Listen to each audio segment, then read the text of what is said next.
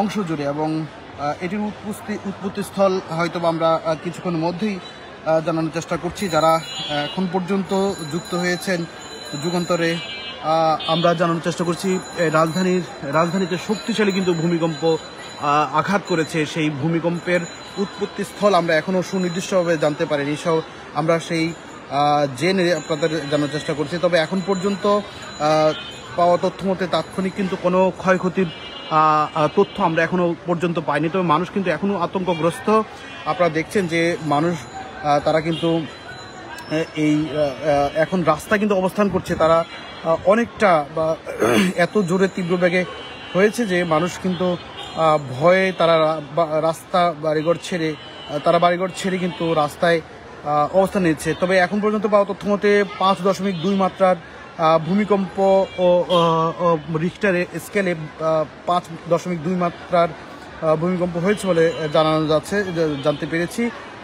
এবং লক্ষ্য করছেন যে আসলে এই যে আজকের ভূমিকম্পে এখন পর্যন্ত যারা মূলত রাজধানীবাসী তারা কিন্তু বলছেন যে মানুষ এতটা আতঙ্ক হয়েছেন যে তারা ইতিপূর্বে এই ধরনের এখন যে দৃশ্য দেখতে পাচ্ছি রাজধানীতে যারা কিন্তু বাসিন্দা রয়েছেন তারা ঘর বাড়ি ছেড়ে রাস্তা কিন্তু অবস্থান করছে। তারা আতঙ্কে রয়েছেন যে পরবর্তীতে আবার কোনো নতুন করে আবারও ভূমিকম্প হয় কিনা সেটি কিন্তু তারা কিন্তু অপেক্ষা করছেন। কারণ এর আগে আমরা দেখেছি 2014 সালের দিকে এই ধরনের ভূমিকম্পের পর দ্বিতীয়বার কিন্তু আরও একটি বড় ভূমিকম্পের আঘাত আসে, এবং সেটিও একই রকম তীব্র ছিল, যার কারণে মানুষ এখনও কিন্তু রাস্তায় অবস্থান করছে। অনেকটা আমরা দেখেছি যখন ভূমিকম্পটি অনুভূত হয় আশেপাশের মানুষজন কিন্তু অনেক জোরে চিৎকার করে উঠেছিলেন। কেউ সৃষ্টিকর্তার নাম ধরে আল্লাহ আল্লাহ করে তারা অনেক আতঙ্কগ্রস্ত হয়ে তারা কিন্তু সৃষ্টিকর্তাকে ডাকাডাকি শুরু করেছিলেন। কেউ অনেক রাসূলকে ডাকা শুরু করেছিলেন, আল্লাহকে ডাকা শুরু করেছিলেন। এবং এই যে মনে হচ্ছিল একটি এখনই হয়তো বিল্ডিংগুলো ধসে পড়বে, এই ধরনের একটি পরিস্থিতি তৈরি হয়েছিল। এত তীব্র বেগে যে আঘাত আসে আসলে এটি এমনটি মনে হওয়ার স্বাভাবিক। আমরা রাজধানীর যে চিত্র সেটি আপনাদের দেখানোর চেষ্টা করছিলাম।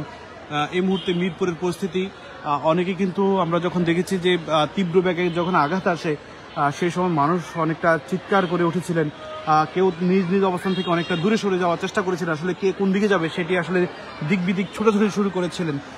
এবং এই মুহূর্তে এখনও কিন্তু মানুষ কিন্তু দেখছেন রাস্তায় কিন্তু অবস্থান করছে, নিজ বাসা থেকে বের হয়ে তারা কিন্তু গলিতে অবস্থান করছে। দেখছেন আমরা দেখানোর চেষ্টা করছিলাম যে এখনও কিন্তু রাস্তায় কিন্তু অবস্থান করছে মানুষ, এবং তারা চেষ্টা করছেন যে অবস্থান জানার চেষ্টা করছেন যে আসলে আবারও ভূমিকম্প হয় কিনা সেটি জানার চেষ্টা করছেন। তো এই পরিস্থিতি আসলে এর আগে আমরা যখন দেখেছি 2014 সালেও এই ধরনের বড় ভূমিকম্প হয়েছিল, সেই ভূমিকম্পেও মানুষ অনেকটা কিন্তু চিন্তিত হয়ে পড়েছিল। বেশ লম্বা সময় ধরে কিন্তু এত বড় ভূমিকম্প বা এত শক্তিশালী ভূমিকম্প কিন্তু রাজধানীর বাসিন্দারা কিন্তু কখনো তারা কিন্তু টের পায়নি। এবং এখন যে পরিমাণ মানুষ কিন্তু রাস্তায় অবস্থান করছে, বলা চলে যে তারা যে কি পরিমাণ কেমন তারা আতঙ্কে ভুগছেন এটি আসলে রাস্তা অবস্থান করা মানুষের সংখ্যা দেখলেই হয়তো আপনারা বুঝতে পারছেন। এখন পর্যন্ত যে তথ্য জানা যায় যে রাজধানী ঢাকাসহ বিভিন্ন স্থানে ভয়াবহ ভূমিকম্প অনুভূত হয়েছে। আজ সকাল 10:39 মূলত এই ভূমিকম্প অনুভূত হয়। এর মাত্রা ছিল 5.2। ইউজিএস এর তথ্য মতে এর উৎপত্তিস্থল ঘোড়াশাল থেকে 7 কিলোমিটার দূরে। তাৎক্ষণিক কোনো ক্ষয়ক্ষতির পরিমাণ বা হতাহতের তথ্য এখনো পর্যন্ত জানা যায়নি। যারা এই মুহূর্তে যুগান্তর লাইভে যুক্ত হয়েছেন, সঙ্গে আছি আমি ফখরুল ইসলাম। জানানোর চেষ্টা করছি যে ভূমিকম্পের সবশেষ তথ্য, যেই পরিস্থিতি আসলে রাজধানীবাসী যেই পরিস্থিতির সম্মুখীন হয়েছে, এই পরিস্থিতি আসলে অনেকেই বলছেন রাজধানীর এই ভূমিকম্পটি আসলে কোথা থেকে উৎপত্তি হয়েছিল।